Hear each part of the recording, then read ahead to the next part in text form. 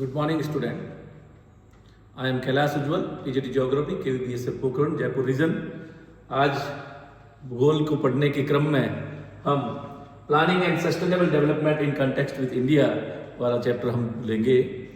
इस चैप्टर में जो हम मुख्यतः जो सीखने का प्रयास करेंगे, जो हमारा आउटकम होगा वो होगा कि प्लानिंग जो की जाती है, जब किसी भी एरिया को डेवलप करना या किसी कंट्री को जब डेवलप किया जाता है तो प्लान तरीके से किया जाता है। विदाउट प्लानिंग हम किसी भी चीज़ में सक्सेस नहीं हो सकते। तो जो इंडिया का जब इंडिपेंडेंस होने के बाद में भारत जब आज़ाद हुआ तो किस तरह से उसको डेवलप करने का प्रयास किया गया, उसके लिए 5 ईयर प्लान बनाए गए। वो 5 ईयर प्लान कितना सक्सेस हुए, नहीं हुए, कितने एरिया में सक्सेस हुए, कैसा हुआ, उससे रीजनल डिस्पैरिटीज क्रिएट हो गई। कुछ एरिया बहुत आगे बढ़ गए प्लानिंग से, कुछ एरिया कहीं ना कहीं थोड़ा पीछे रह गए। तो हम उसी कॉन्टेक्स्ट को आज यहाँ देखने की कोशिश करेंगे कि जो प्लानिंग हुई उस प्लानिंग में कहाँ कुछ ऐसा हो गया कि कुछ एरिया प्लानिंग में बहुत आगे निकल गए और कुछ एरिया कहीं ना कहीं पीछे रह गए। फिर उनके लिए अलग से जो प्लान बनाना पड़ा वो भी हम इस चैप्टर में ही डील करेंगे कि कैसे अलग प्लान बनाए जाते हैं, उनको किस नाम से जाना जाता है और कैसे फिर उस एरिया का डेवलपमेंट किया जाता है। तो हम शुरू करते हैं और पूरा प्रयास करेंगे कि ये चीज़ आपको पूरी समझ में आ जाए। यस, ध्यान दीजिए, द वर्ड प्लानिंग। प्लानिंग कोई नया वर्ड आपके लिए है नहीं, तो आपने देखा होगा एवरीडे यूज में। अगर आप 12th क्लास की अगर बात करें तो आप प्लान करेंगे तभी रिजल्ट आपका बेटर आएगा। तो शुरुआत से प्लानिंग करनी पड़ेगी, कैसे मुझे चैप्टर्स पढ़ने, कैसे समझना है उनको, कैसे उसको क्वेश्चनर करना है, कैसे इसको सॉल्व करके फिर हम करेंगे, फिर एग्जाम का टाइम मैनेजमेंट कैसा है। तो हर चीज़ की प्लान बनानी पड़ती है। आप भी बिना प्लान के सक्सेस नहीं होंगे। उसी तरह से किसी भी कंट्री को भी जब प्लान होता है तो प्लानिंग करना मतलब पहले से पूरा का पूरा एक ढांचा बनाना कि मुझे क्या क्या कैसे करना है ताकि मैं सफल हो सकूं। सफलता के लिए प्लानिंग बहुत जरूरी। तो प्लानिंग कोई नया वर्ड नहीं, प्लानिंग भारत के लिए शुरू से, जब भारत आजाद हुआ तो हमारे देश को डेवलप करने के लिए हम जो प्लानिंग बनाई गई उसका प्लानिंग कमीशन ऑफ इंडिया बनाया गया था, जिसका काम था 5-5 साल के लिए प्लान्स बनाना। उस प्लानिंग कमीशन को अब नाम बदलकर नीति आयोग कर दिया गया है 2015 में। आप देखिएगा 1 जनवरी 2015 को उसी प्लानिंग कमीशन का नाम बदल दिया गया है, नीति आयोग कर दिया गया है। और प्लानिंग कमीशन की एक और चीज ध्यान रखिएगा, जब प्लानिंग कमीशन होता है उसका जो चेयरमैन होता है, हेड होता है, वो हमेशा प्राइम मिनिस्टर होता है। जो भी उस वक्त प्राइम मिनिस्टर, जैसे इस वक्त में जो हमारे नीति आयोग के चेयरमैन है वो कौन है, हमारे प्राइम मिनिस्टर श्री नरेंद्र मोदी जी हैं। तो वैसे जब पहले फर्स्ट 5 ईयर प्लान बना था तो हमारे जो प्रधानमंत्री जी थे श्री नेहरू जी, वो उस वक्त में उसके चेयरमैन। इस तरह से हमेशा जाएगा। इनका काम क्या है, नीति आयोग का काम क्या है, जो पहले प्लानिंग कमीशन का था वही सेम अब नीति आयोग का है कि किस तरह से प्लानिंग बनाई जाए और कंट्री को आगे ले जाया जाए। तो इसके लिए ये काम नीति आयोग कर रहा है इस वक्त में, सेंट्रल गवर्नमेंट इसको काम करता है। अब इस प्लानिंग कमीशन की बात में अगर हम करें, यहाँ पर प्लानिंग हर चीज के लिए जरूरी है, किया जाता है। फिर 5 ईयर प्लान में जो पहला 5 ईयर प्लान आया, मोस्टली हमने एग्रीकल्चर पे पूरा ध्यान दिया क्योंकि हम आजाद हुए थे तो हमें डेवलपमेंट करना था, तो एग्रीकल्चर पे बहुत ज़्यादा इसमें ध्यान दिया गया। सेकंड जो 5 ईयर प्लान आया उसके अंदर हमने प्लानिंग चेंज की, हमने अपनी प्लानिंग को एग्रीकल्चर की बजाय सेकेंडरी सेक्टर पे डाल दिया। तो सेक्टरल प्लानिंग हो गई एक तरह की कि पहले हमने एग्रीकल्चर सेक्टर को डेवलप करने का प्रयास किया फर्स्ट 5 ईयर प्लान में, सेकेंड 5 ईयर प्लान में हमने इंडस्ट्रियल सेक्टर को डेवलप करने का प्रयास किया। इस तरह से ये प्लानिंग का एक तरीका हो गया। इस प्लानिंग को कहते हैं सेक्टोरल प्लानिंग। एक दूसरी और प्लानिंग होती है, यानी प्लानिंग के 2 प्रकार हो गए, एक सेक्टोरल प्लानिंग, दूसरा प्लानिंग है रीजनल प्लानिंग। रीजनल प्लानिंग में क्या कहते हैं, हम सेक्टर्स को नहीं लेते, हम एक एरिया को लेते हैं, एक रीजन को लेते हैं। जैसे राजस्थान का सूखा वाला इलाका, ड्राई जो रेगिस्तान वाला इलाका है, उसको वो एक एरिया है, उसकी अपनी स्पेसिफिक कंडीशन है, एनवायरमेंटल कंडीशन है। उसकी प्लानिंग के लिए हमने क्या किया, उस एरिया में हमने primary sector, secondary sector, tertiary sector, quaternary, quinary, 4-5 के 5 सेक्टर पे ध्यान दिया और उसको प्लान करने की कोशिश की। तो एक तो हो गया आपका सेक्टोरल प्लानिंग, जिसमें किसी एक सेक्टर पे ध्यान दिया जाता है। जैसे फर्स्ट 5 ईयर प्लान में हमने एग्रीकल्चर पे दिया, सेकंड 5 ईयर प्लान में हमने इंडस्ट्रीज पे दिया। वो एक होता है रीजनल प्लानिंग, यानी एरिया सेलेक्ट करते हैं, उस एरिया में हम सारे सेक्टर्स का ध्यान देते हैं, थोड़ा थोड़ा सारे सेक्टर्स को डेवलप करेंगे, उस एरिया का डेवलपमेंट हो जाएगा, उसको कहते हैं रीजनल प्लानिंग। तो इस तरह से 2 तरह की प्लानिंग होगी, सेक्टोरल प्लानिंग है, रीजनल प्लानिंग। अब इसके बाद अगर हम बात करें इस चैप्टर में, तो अब देखिए, होता जरूरी नहीं है कि जो आपने प्लान की वो आपकी प्लानिंग सक्सेस हो जाए या उतना का उतना सक्सेस हो जाए जितना हम चाहते हैं। तब क्या करेंगे फिर हम,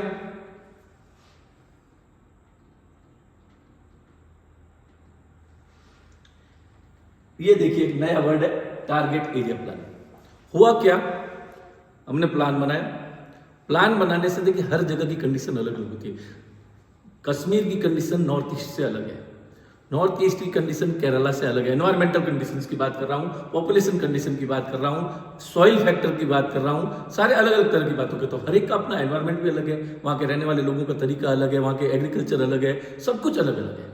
अब तो एक ही प्लान दिल्ली में बैठ के बनाया जाए, वो जरूरी नहीं है कि नॉर्थ ईस्ट में सक्सेस हो जाए, वो जरूरी नहीं है कि हिमाचल प्रदेश में सक्सेस हो जाए, वो जरूरी नहीं केरला में सक्सेस हो जाए। जो प्लान केरल के लिए है वो नॉर्थ ईस्ट के काम का नहीं, जो नॉर्थ ईस्ट का है वो कश्मीर में काम का नहीं, जो कश्मीर के लिए प्लान बना वो रेगिस्तान में काम का नहीं।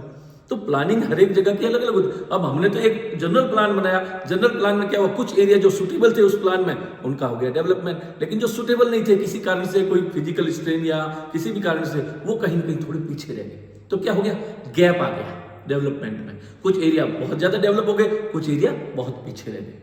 अब जो पीछे रह गए उनको किसके बराबर लेके आना, बाकी एरिया के बराबर लाना, ये बहुत जरूरी है, तभी तो बैलेंस डेवलपमेंट होगा।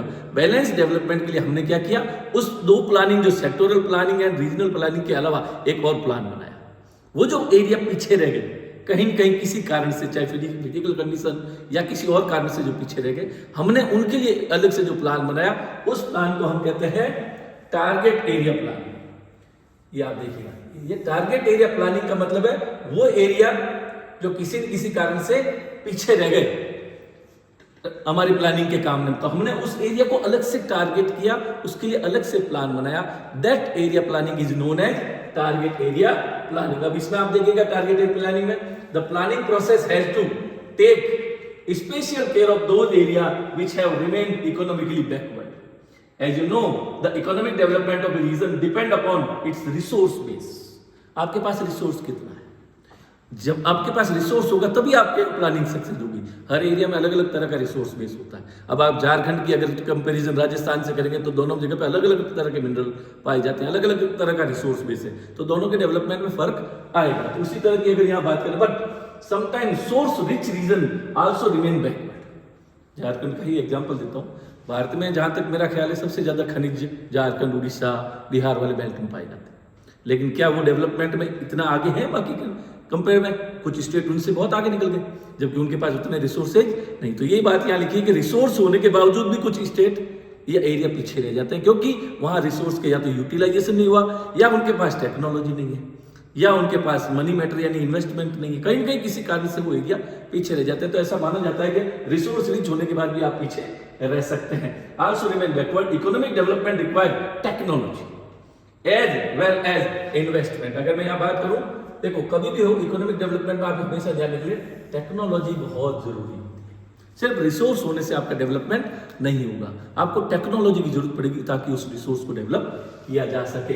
With the planning experience of about 1.5 decade it was realized that regional imbalance in economic development, एक और वर्ड जो जरूरी मैंने बताया था आपको, regional imbalance.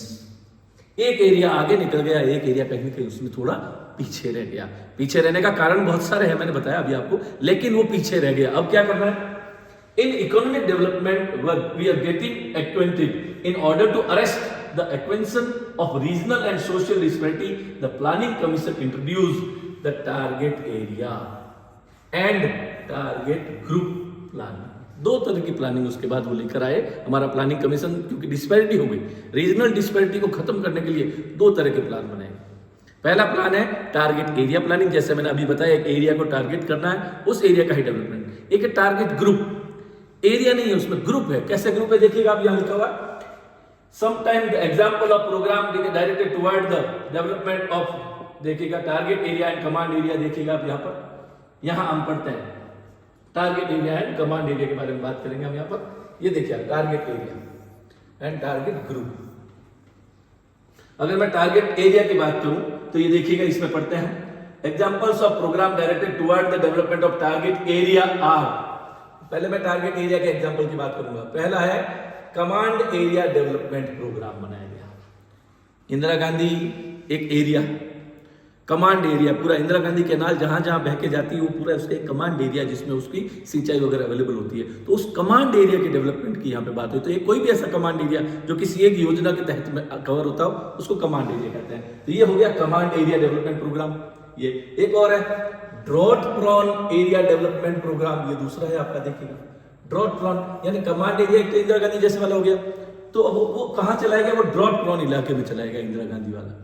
Command area hilly area भी हो सकता है, कमांड एरिया ड्राई एरिया भी हो सकता है, किसी भी प्रकार का। तो कमांड एरिया में जैसे ड्रॉट प्लान, सूखे वाले का अलग प्लान बनेगा, हिली वाले का अलग बनेगा। एक और प्लान ऐसा ही है सेम, देखो डेजर्ट डेवलपमेंट प्रोग्राम। एक और एरिया प्रोग्राम है हिल एरिया डेवलपमेंट प्रोग्राम। तो आप देखिए ये सारे एरिया को लेके है। सबसे पहला फिर से देखते हैं, command area development program, drought prone area development program, desert area development program, hill area development program, ये सारे के सारे एरिया डेवलपमेंट प्रोग्राम है।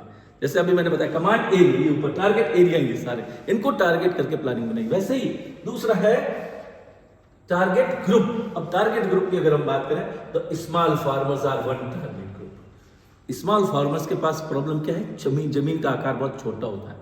बड़ा फार्मर हर चीज अपनी मैनेज कर लेगा, छोटे फार्मर को थोड़ी दिक्कत होती है क्योंकि उसके पास ना तो बहुत ज्यादा जमीन है ना बहुत कम है, और छोटी सी जमीन है, कैसे उसको मैनेज, तो वो एक प्रॉब्लमेटिक कंडीशन है। उसको कैसे हेल्प करनी है, उसके लिए प्लान बनाया हमने टारगेट ग्रुप। हमने किसको ग्रुप को टारगेट किया, स्मॉल फार्मर्स को टारगेट किया, जिसको कहते हैं the small farmer development agency, SFDA। अगर हम बात करें इसमें ध्यान दीजिएगा, SFDA small farmers development agency, SFDA and marginal farmer. अब देखिए स्मॉल फार्मर के बाद एक और है मार्जिनल फार्मर डेवलपमेंट एजेंसी, इसको कहते हैं MFDA। पर क्या एस स्मॉल फार्मर, ये मार्जिनल फार्मर है। मार्जिनल फार्मर के बाद और भी ज्यादा कमी होती है जमीन, वो बिल्कुल उस मार्जिन कंडीशन पे है कि उसके पास अगर थोड़ा सा कुछ गड़बड़ होगी तो वो सारा उसकी जमीन भी उसके हाथ से निकल सकती है। तो ये दो टारगेट ग्रुप हो गया। तीसरा, which are the example of target group. तो इस तरह से ऐसे small farmer and marginal farmer क्या हो गए, टारगेट ग्रुप हो गए। तो target area planning, target group planning, हमने दोनों यहां समझने की कोशिश की है। अब हम बात करते हैं in the 8th 5-year plan. हमारा जो 8th 5-year प्लान, मतलब 5-year प्लान बहुत सारे बने हुए हैं, अभी तो 11-12 बन चुके। उनमें से जो 8th 5-year प्लान था हमारा, special area program were design, इसमें कुछ स्पेशल एरिया प्रोग्राम डिजाइन किए गए to develop infrastructure in hill area. यानी हिल एरिया को स्पेसिफिक कंसर्न में लेते हुए एक प्लान बनाया गया, स्पेशल एरिया डेवलपमेंट प्रोग्राम। कब बनाया गया, 8th 5-year प्लान में बनाया गया। कहां के लिए, north eastern states, tribal area and backward area of the India, ताकि इनको भी बाकी डेवलप कंट्री एरिया के बराबर लाया जा सके और इस डिस्पैरिटी को खत्म करके एक बैलेंस डेवलपमेंट बनाया जा सके। इसके लिए प्रोग्राम किया गया। अब हम इस प्रोग्राम में सबसे पहले जो पढ़ेंगे, एक एक करके हम इसको पढ़ने की कोशिश करेंगे। सबसे पहला है हमारा हिल एरिया डेवलपमेंट प्रोग्राम। ये टारगेट एरिया प्रोग्राम है, इसका पहला एग्जाम्पल है हिल एरिया डेवलपमेंट प्रोग्राम। देखिएगा, hill area development program was initiated during 5th 5-year plan. पहला तो आपका यहां आ जाएगा, सबसे पहला पॉइंट आपका आएगा कब लाया गया, 5th 5-year प्लान में हिल एरिया डेवलपमेंट प्रोग्राम को लाया गया। Covering how many districts, 15 districts. Hill area की अलग अलग जगह पे इंडिया में हिल्स है, हिली एरिया की 15 डिस्ट्रिक्ट्स को सिलेक्ट किया गया। कब किया गया, 5th 5-year प्लान में किया गया। कहां की ये डिस्ट्रिक्ट थी, हिली डिस्ट्रिक्ट्स ऑफ उत्तर प्रदेश, जो अभी उत्तराखंड में आ गया। पहले उत्तर प्रदेश का पार्ट था, अब उसको अलग करके उत्तराखंड स्टेट बना दिया। फिर अब Mikir hills and north Cachar hill of Assam, ये सेकेंड एरिया हो गया, यानी उत्तराखंड वाला इलाका। Mikir hill of Assam, Darjeeling district of West Bengal, आपने चाय के लिए सुना होगा, दार्जिलिंग का बहुत फेमस है, तो वेस्ट बंगाल का दार्जिलिंग हिल है।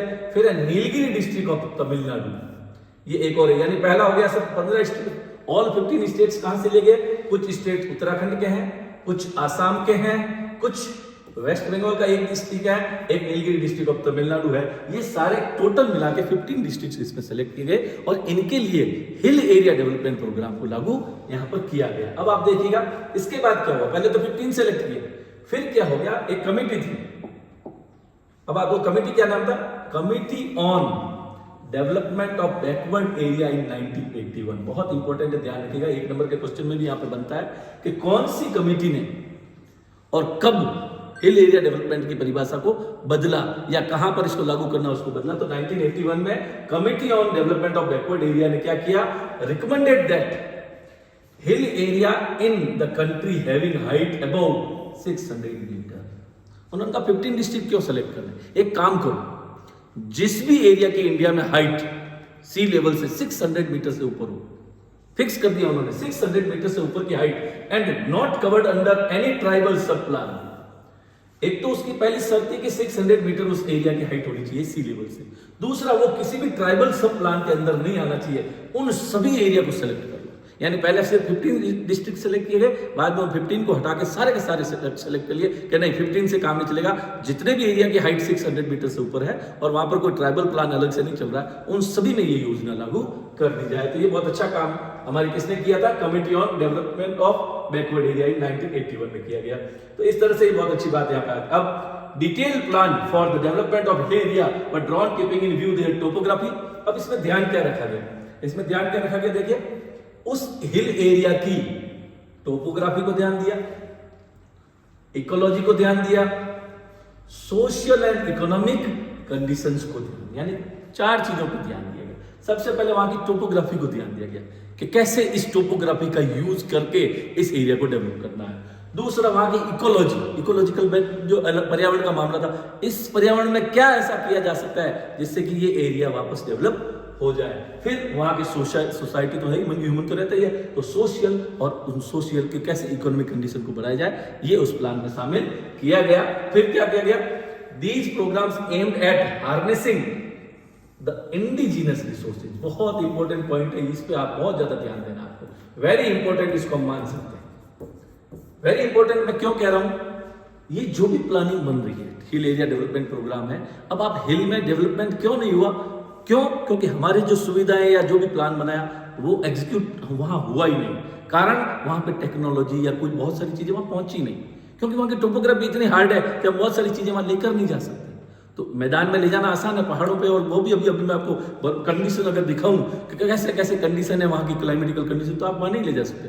तो अब क्या करें? फिर डेवलपमेंट कैसे होगा? तो डेवलपमेंट का सबसे बेस्ट तरीका है, अगर मैं यहाँ पे बात करूं, ये देखिएगा, harnessing the indigenous resources. Indigenous का मतलब उस एरिया के अपने लोकल रिसोर्सेज को ही यूज करना है, क्योंकि यहां से रिसोर्स पहुंचाना पॉसिबल नहीं। लोकल रिसोर्स का यूज करके कैसे किसी एरिया को डेवलप करना है, यही हिल एरिया डेवलपमेंट प्रोग्राम का मेन मोटिव था। फिर इसमें क्या किया गया? Of the hill area through development of, यहां पे किस चीज का डेवलप कर सकते हैं पहाड़ों में? आप हॉर्टिकल्चर का डेवलपमेंट कर सकते हो। हॉर्टिकल्चर क्या होता है? फ्रूट, वेजिटेबल, फ्लावर्स, इनकी जो एग्रीकल्चर की जाती है उसको हॉर्टिकल्चर कहते हैं। अब इसको याद करने का तरीका हार्ट से जोड़ लीजिए। हार्ट के लिए फ्रूट बहुत इंपॉर्टेंट होता है, आपके दिल को खुशबू बहुत अच्छी लगती है फ्लावर्स की। वेजिटेबल भी हमारे हार्ट के लिए बहुत अच्छे हैं, तो हॉर्टिकल्चर को हार्ट से थोड़ा सा अगर जोड़ देते हैं, ऐसे छोड़ कर नॉर्मली याद करने के लिए, तो भी आपका हॉर्टिकल्चर यहाँ पर हो जाएगा। इस हॉर्टिकल्चर के अलावा क्या किया गया? अब आप देखिए, इस हॉर्टिकल्चर के अलावा और क्या किया गया इस एरिया में डेवलपमेंट के लिए?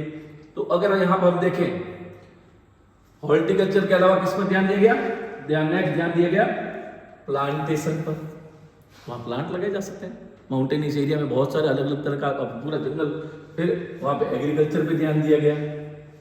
एग्रीकल्चर के ऊपर क्यों ध्यान दिया? क्योंकि एग्रीकल्चर पहाड़ पे करना थोड़ा मुश्किल होता है, लेकिन अगर आप तरीके से करो तो डेवलपमेंट होगा और उस एग्रीकल्चर को भी वहां किया जा सकता है। तो स्टेप फार्मिंग इसका बेस्ट एग्जाम्पल होगा। फिर आता है एनिमल हस्बेंड्री। वहां पे जो लोकल जानवर हैं उनको साइंटिफिक तरीके से ब्रीडिंग करवा के उनसे अगर मिल्क, ज्यादा दूध मिल जाए और दूसरी चीजें भी, अगर खाने पीने का चीजें सारी मिल रही है, तो एनिमल हस्बेंड्री से भी एक प्लान। एंड पोल्ट्री फार्मिंग वहां की जा सकती है, फॉरेस्ट्री वहां की जा सकती है, small scale and village industry भी वहां लगाई जा सकती है। तो ये प्लानिंग था मेनली किस पर फोकस किया गया? Use of indigenous resources. फिर उस में क्या किया गया? सबसे पहले आपने देखा होगा, नीचे हमने देखा हॉर्टिकल्चर का डेवलपमेंट और प्लांटेशन का डेवलपमेंट कर दो, एग्रीकल्चर पे ध्यान दो, एनिमल्स पे ध्यान दो, पोल्ट्री फार्मिंग करवा सकते हो, फॉरेस्ट्री करवा सकते हो, छोटी छोटी इंडस्ट्री भी लगाई जा सकती है ताकि उस एरिया को, जो हिल एरिया है, उसका डेवलपमेंट हो सके। ये मेन मोटिव उसके पीछे था। तो ये पहला टारगेट एरिया प्लानिंग में हो गया हमारा हिल एरिया डेवलपमेंट प्रोग्राम, एक टारगेट। दूसरा टारगेट एक और था जो हमने अभी पढ़ा था थोड़ी देर पहले, drought prone area. Drought prone area किसे कहते हैं? जहां बारिश बहुत कम होती है।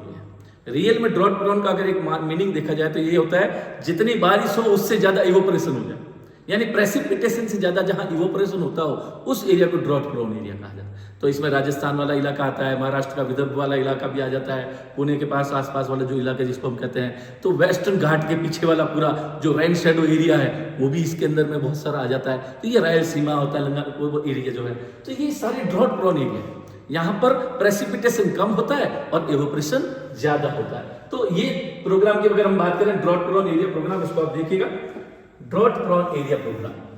This program was initiated during the fourth 5 year plan. यहाँ पे भी देखिए आप, ये कब आया ये प्लान, ये भी 5th 5 ईयर प्लान में आया, वो 4th में था।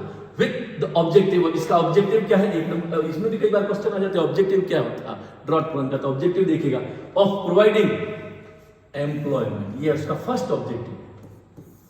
फर्स्ट ऑब्जेक्टिव क्या है ड्रॉट प्रोन एरिया का, प्रोवाइडिंग एम्प्लॉयमेंट, किसको, to the people in drought prone area and creating productive assets. रोजगार तो देना ही है, एम्प्लॉयमेंट तो देना है, लेकिन एम्प्लॉयमेंट में वो क्या बनाएंगे, वो कुछ ऐसा एसेट बनाए हैं अपने गांव के लिए जो उन्हीं के काम आए। जैसे वो ऑफिस बना सकते हैं, गवर्नमेंट के ऑफिस, स्कूल बना सकते हैं वो लोग, तो उनको एम्प्लॉयमेंट मिल जाएगा और गांव के लिए स्कूल तैयार हो जाएगा। तो एक एसेट बनाना है गांव के लिए, तो उन्होंने एसेट्स के। Initially this program laid emphasis on the construction of labour intensive civil work, labours को काम दिया गया, but later on it emphasise on irrigation. फिर जब लेबर इंटेंसिव से काम नहीं चला, सिर्फ लेबर का काम कराने से क्या होगा, डेवलपमेंट नहीं हो रहा था, तो उन्होंने कहा ठीक है लेबर से कहाँ काम कराओ, इसकी बजाय इरिगेशन पे ज्यादा ध्यान दो। इरिगेशन प्रोजेक्ट्स बनाए गए, लैंड डेवलपमेंट प्रोग्राम बनाए गए, अफॉरेस्टेशन यानी यहाँ पे बहुत सारे पेड़ लगाए गए ताकि वहां का इकोलॉजी को भी बचाया जा सके।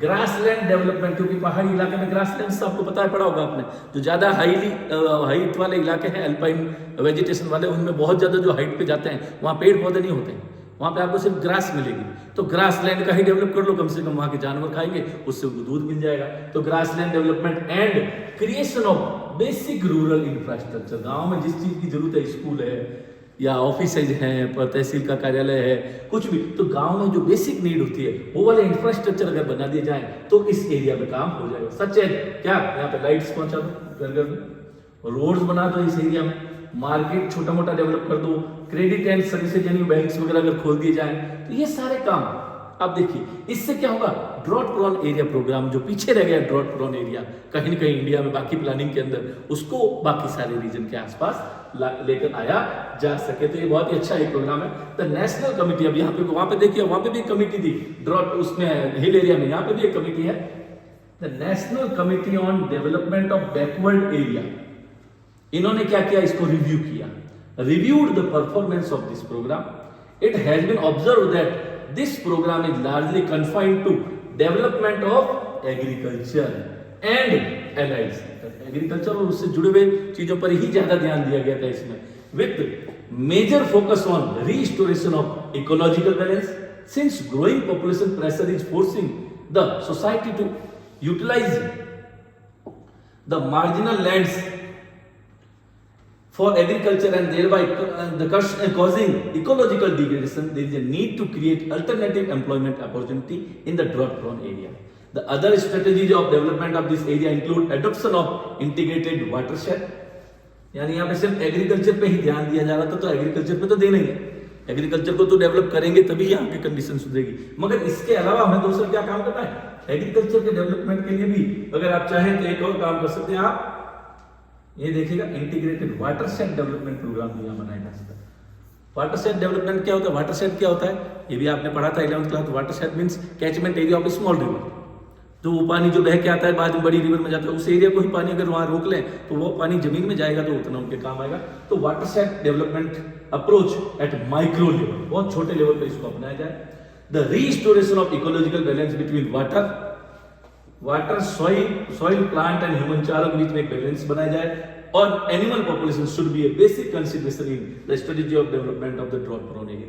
यानी नेशनल कमेटी ऑफ डेवलपमेंट ने कहा सिर्फ एग्रीकल्चर पे या एम्प्लॉयमेंट पे ध्यान देने से इन एरिया का डेवलपमेंट नहीं होगा, आपको यहाँ पर वाटरशेड डेवलपमेंट पे ध्यान देना पड़ेगा, यहाँ आपको इकोलॉजिकल बैलेंस पे ध्यान देना पड़ेगा, और इसके अलावा एक बैलेंस बनाना पड़ेगा water soil plant human and animal के बीच में।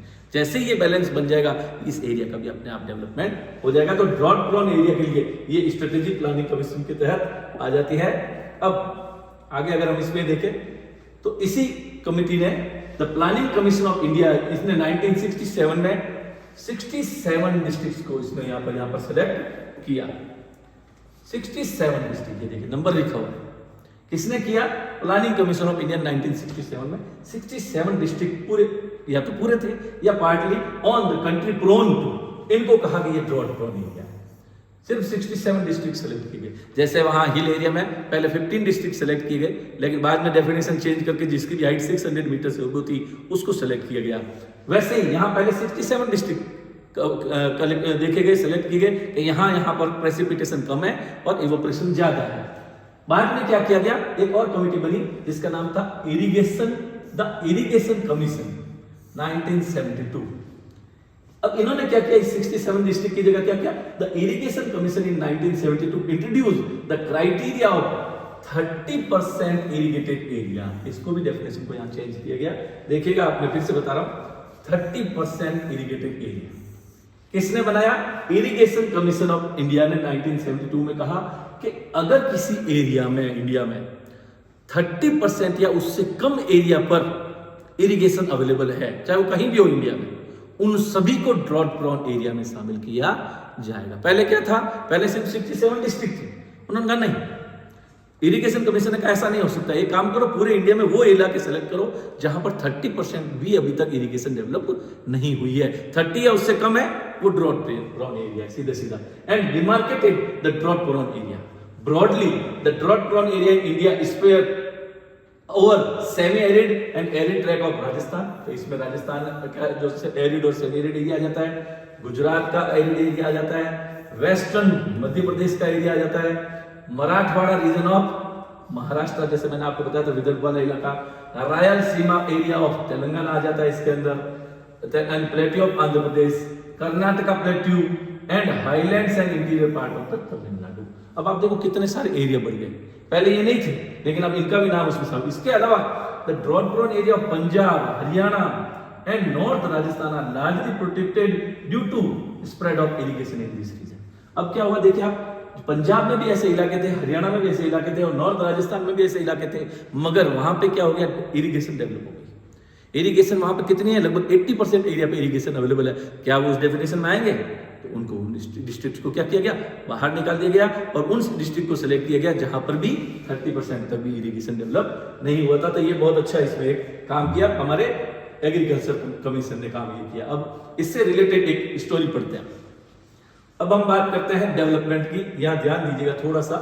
अब हम एक बार इसको देखते हैं, ये है डेवलपमेंट। हमारा प्लानिंग कमीशन डेवलपमेंट कर रहा है तो हम ऐसा डेवलपमेंट चाहते हैं। ये डेवलपमेंट है, ये इंडिया का ही एक जगह का फोटो है। अब आप देखिए, पहचानिए, लगता है इंडिया में होगा, ऐसा लगता है किसी डेवलप कंट्रीज का है, लेकिन ये हमारे गुड़गांव का, ठीक है। तो सोचिए यहां पर डेवलपमेंट हुआ और यहीं पर इंडिया में एक एरिया है ये ऐसा। अब आपको डिफरेंस पता चल जाएगा डेवलपमेंट तो दोनों एरिया के लिए बनाया था हमने, फर्स्ट 5 ईयर प्लान से लेकर 12 5 ईयर प्लान तक, हर प्लानिंग में हमने डेवलपमेंट करना चाहा। क्या ऐसा डेवलपमेंट चाहा था हमने? कहाँ ये डेवलपमेंट और कहाँ ये, बिल्कुल दोनों में कितना डिफरेंस है। एक एरिया और दिखाता हूँ आपको डेवलपमेंट के साथ, ये एक और एरिया है हमारा झुग्गी झोपड़ी वाला, स्लम वाला एरिया। क्या ऐसा डेवलपमेंट है? यही डिफरेंस है डेवलपमेंट में, जिसके लिए हमने क्या किया, हमने टारगेट एरिया प्लानिंग बनाई। टारगेट एरिया प्लानिंग के अलावा टारगेट ग्रुप प्लानिंग बनाई। टारगेट ग्रुप और टारगेट एरिया 2 प्लान लेके हम चले। उसमें टारगेट एरिया में हमने 2 पढ़ लिए, एक हिल एरिया डेवलपमेंट प्रोग्राम पढ़ा, एक हमने ड्रॉट एरिया डेवलपमेंट प्रोग्राम पढ़ा। इस तरह से हमारा जो प्रोग्राम चल रहा है वो आगे इसमें बढ़ता है। अब हम आते हैं नेक्स्ट टॉपिक की तरफ। यह देखिएगा, केस स्टडी है। किसकी स्टडी है? ये केस स्टडी है हिल एरिया डेवलपमेंट। कौन सा ऐसा एरिया था, अब हम पढ़ेंगे इस चैप्टर में, ऐसा कौन सा एरिया था जो प्लानिंग बनाई गई मगर वो एरिया पीछे रह गया। हिली एरिया की बात करेंगे पहले हम। केस स्टडी किसकी है? हिल एरिया की है। उसमें क्या किया गया, क्या उसकी कंडीशंस थी, क्या प्रॉब्लम्स थी, क्या सरकार ने या गवर्नमेंट ने ऐसा प्लानिंग बनाई टारगेट एरिया में और अभी उसका क्या रिजल्ट है, उसको पढ़ने के लिए एक स्टोरी है। हिमाचल प्रदेश में एक जगह है भरमौर। अगर मैप में हम बात करें तो आप देखिएगा मैप में ये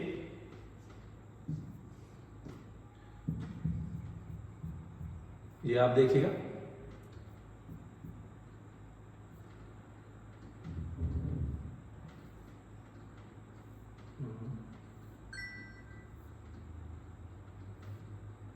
ध्यान दीजिए थोड़ा,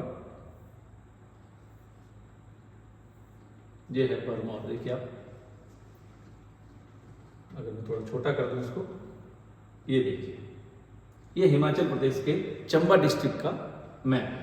चंबा डिस्ट्रिक्ट में आप यहां ध्यान दीजिएगा, ये रहा भरमौर, ये आपका भरमौर। अब ये हिली एरिया में, हिमाचल प्रदेश में, चंबा डिस्ट्रिक्ट हिमाचल प्रदेश में, वहां का एक एरिया है। इसके बारे में बहुत काम किया गया। ये एरिया इस पूरे हिमाचल प्रदेश में सबसे पिछड़ा हुआ है अभी भी मतलब हिल एरिया डेवलपमेंट प्रोग्राम बनाने से पहले तक। बाकी का डेवलपमेंट हो गया, इस एरिया का डेवलपमेंट नहीं हुआ कुछ कारणों से। तो इसके लिए अलग से एक प्लान बनाया गया।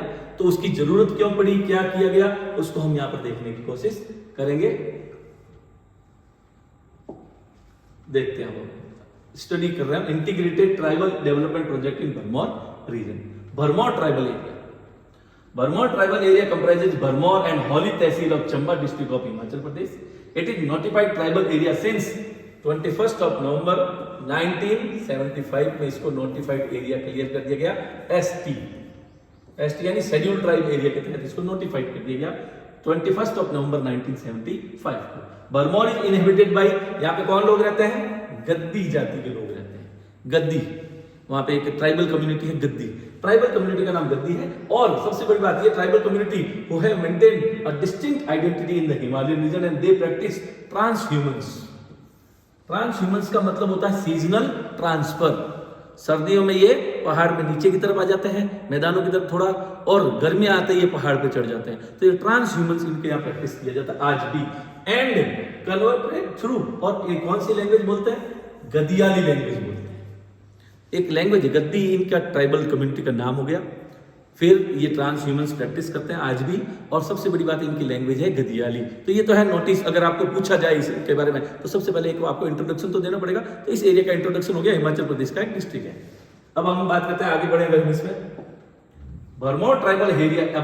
अब जो क्या पढ़ेंगे, अब हम पढ़ेंगे इसकी प्रॉब्लम्स, कौन सी प्रॉब्लम्स की वजह से बाकी प्लानिंग यहां सक्सेस नहीं हुए। हम एक एक करके पहले प्रॉब्लम्स पढ़ना शुरू करते हैं। सबसे पहला ध्यान दीजिएगा, नोट करना है कॉपी में भी इसी तरह से कि प्रॉब्लम्स क्या थी। भरमौर की पहली प्रॉब्लम, हार्श क्लाइमेट। लिख लेना इसको, ऐसे लिखोगे तो याद होगा, क्योंकि आपको पहले ये तो पता होना चाहिए ना ये एरिया सेलेक्ट क्यों किया, क्यों ये एरिया बाकी एरिया से पीछे रह गया। तो पहली कंडीशन थी हार्श क्लाइमेट। यहाँ की क्लाइमेट बड़ी अजीब है।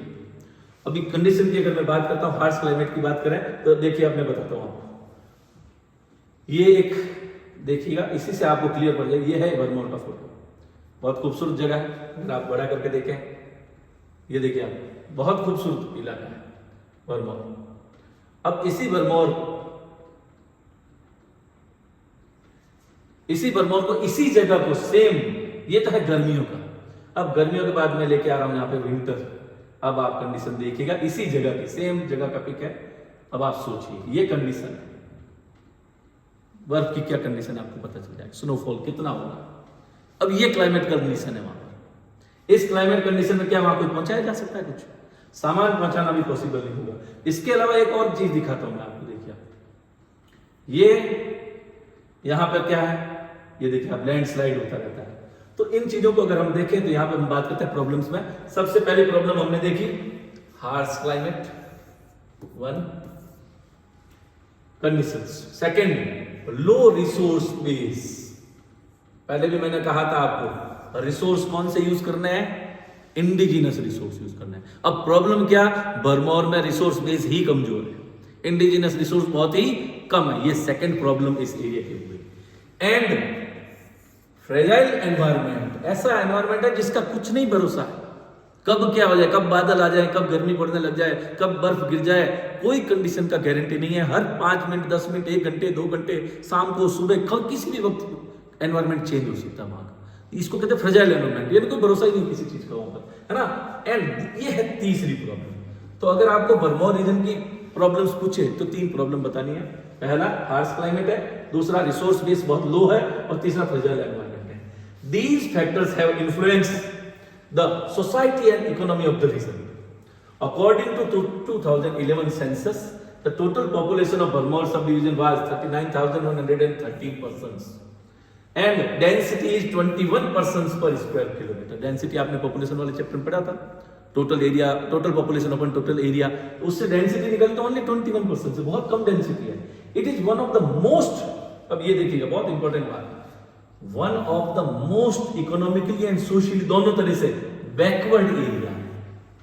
हिमाचल प्रदेश का सबसे बैकवर्ड एरिया है, चाहे वो इकोनॉमिक्स की बात की जाए और चाहे सोसाइटी की सोशली बात की जाए of Himachal Pradesh. Historically the Gaddis have experience geographical and political isolation and socio economic deprivation. ये एक और प्रॉब्लम, अगली प्रॉब्लम क्या है, यहाँ पे ज्योग्राफिकल एंड पॉलिटिकल आइसोलेशन है उनके साथ में और सोशल इकोनॉमिक डिप्राइवेशन है, इनको साथ में इंडिया में शामिल ढंग से किया ही नहीं हमारे को बेनिफिट देने में।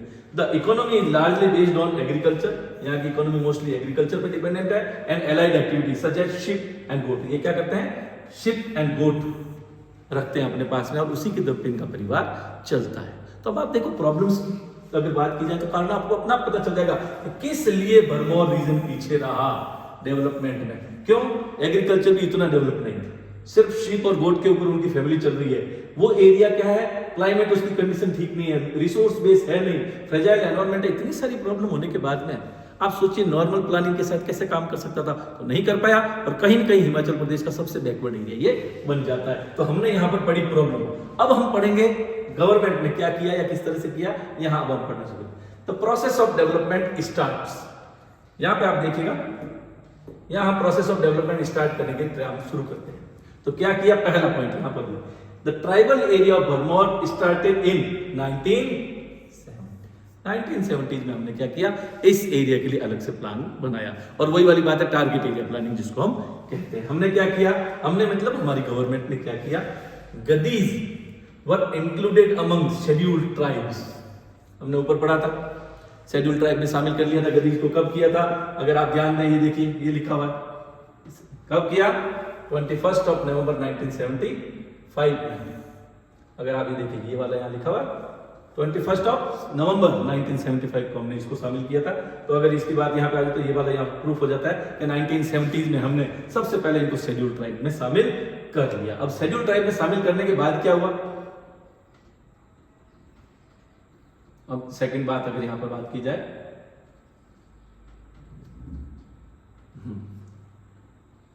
शेड्यूल्ड ट्राइब में किया, कब किया, under 5th 5-year plan, under 5th 5-year plan हमने इनको शेड्यूल्ड ट्राइब में शामिल कर लिया। The tribal sub plan was introduce, फिर इसके बाद इसी से एक साल पहले ट्राइबल सब प्लान हमने यहाँ पे इंट्रोड्यूस किया 1974 में।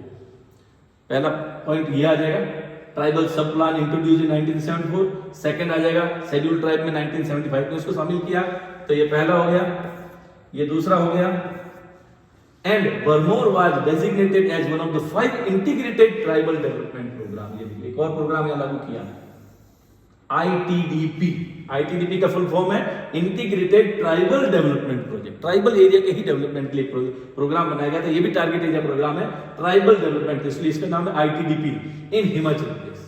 This area development plan was aimed at, अब इस प्लान का एम क्या था उसको अगर हम पढ़ें तो quality of life of Gaddis को इंप्रूव करना, ये लिखा है improving the quality of life of Gaddis. इस प्रोग्राम किसका, ITDP का प्लान था, या पूरा का पूरा आप मान सकते हैं पूरे एरिया के का प्लानिंग था। इसमें आप देखिएगा, अब ये भरमौर का मैप आपको यहाँ पे दिखाई दे रहा है, अलग अलग होली तहसील और तहसील दिया हुआ आगे।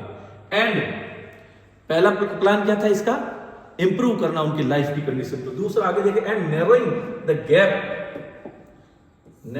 Gap in the level of development between Bharmour and other area of Himachal Pradesh. तो वही मैंने आपको पहले बताया, प्लान उसी को मेन पर्पज क्या था टारगेट एरिया का, जो गैप आ गया, कुछ एरिया डेवलप हो गए कुछ कम, उसको खत्म करना, उसको कम करना का भी यहाँ पे फोटो है।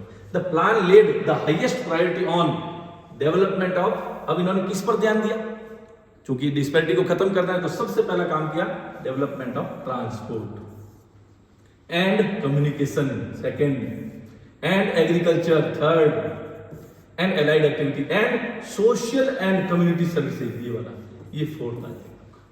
तो इस तरह से क्या किया गया, ये जो ITDP या सब प्लान, ट्राइबल सब प्लान या टारगेट एरिया प्लान, इसमें क्या किया गया, सबसे पहले ध्यान दिया गया ट्रांसपोर्ट डेवलप करो, ट्रांसपोर्ट डेवलप करोगे तभी सामान वहां जाएगा, रिसोर्स लाए जा सकते हैं। एग्रीकल्चर को डेवलप करो, उससे एलाइड एक्टिविटीज को करो, सोशल एंड कम्युनिटी सर्विस को मजबूत कर दिया जाए तो इस एरिया का डेवलपमेंट हो जाएगा। यानी तो प्लानिंग शुरू हो गई, पहले हमने प्रॉब्लम्स पढ़ी, फिर हमने पढ़ा प्लानिंग के क्या क्या काम किए गवर्नमेंट ने। अब the most significant contribution of tribal sub plan in Burma region is the development of infrastructure। क्या किया गया, अब रिजल्ट आ रहा है।